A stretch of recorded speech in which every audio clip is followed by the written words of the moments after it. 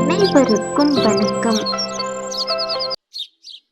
நம்ம மலர் ஹோம் குக்கிங்ல ரொம்ப ஈஸியான, அதே நேரம் டேஸ்டான, ஹெல்த்தியான ஒரு ரெசிபி தாங்க பார்க்க போறோம்.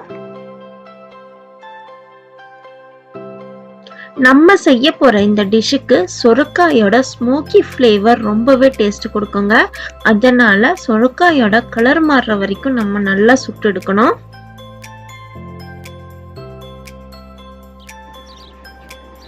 சொரக்காயோட கலர் நல்லாவே மாறினதுக்கு அப்புறம் நம்ம ஸ்டவ் ஆஃப் பண்ணிடலாங்க.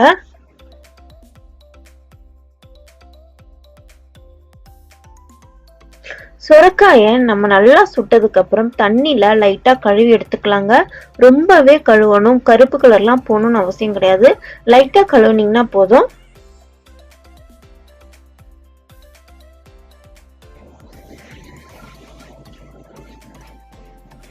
கழுவுனதுக்கு அப்புறம் சொரக்காய தோலோடவே கட் பண்ணிக்கோங்க. தோல்ல சொரக்காயை விட நிறைய சத்துக்கள் இருக்கும். இந்த டிஷ்ல நம்ம தோலோட தான் போட போறோம். அதனால தோலோடவே எல்லாத்தையும் கட் பண்ணிக்கோங்க.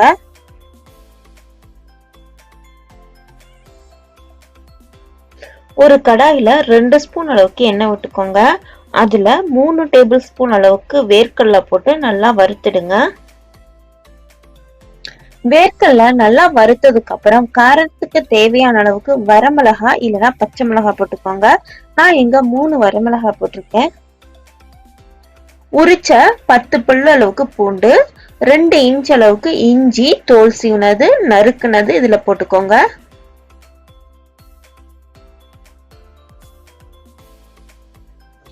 இஞ்சி பூண்டு லைட்டா வதங்கினதுக்கு அப்புறம் நம்ம வெட்டி வச்சிருக்க சொரக்காவை இதுல போட்டு அதையும் லைட்டா வதக்குங்க.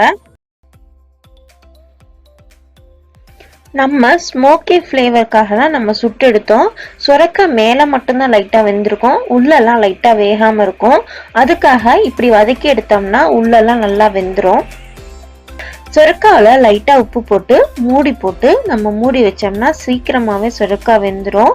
நம்ம அப்பப்போ மூடியை திறந்து திருப்பி விட்டுக்கணும்.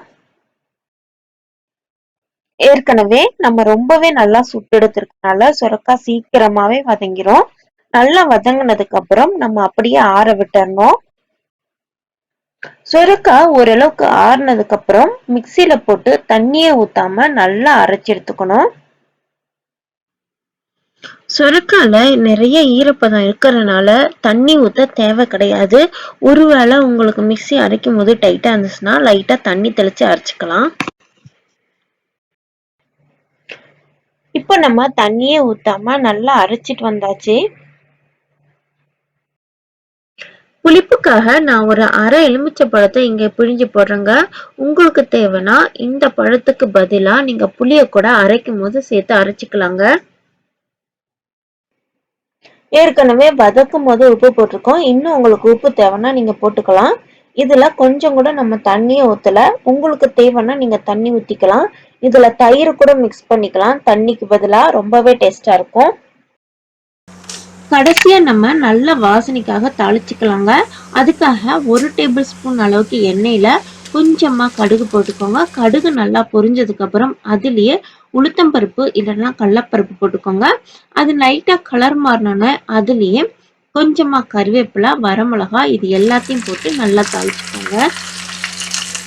நம்ம தாளிச்சது எல்லாத்தையும் நம்ம அரைச்ச சுரக்காயில போட்டு நல்லா மிக்ஸ் பண்ணிக்கோங்க. அவ்வளவுதாங்க, சூப்பரான சுரக்காய் சட்னின்னு சொல்லிக்கலாம், துவையல்னு சொல்லிக்கலாம்.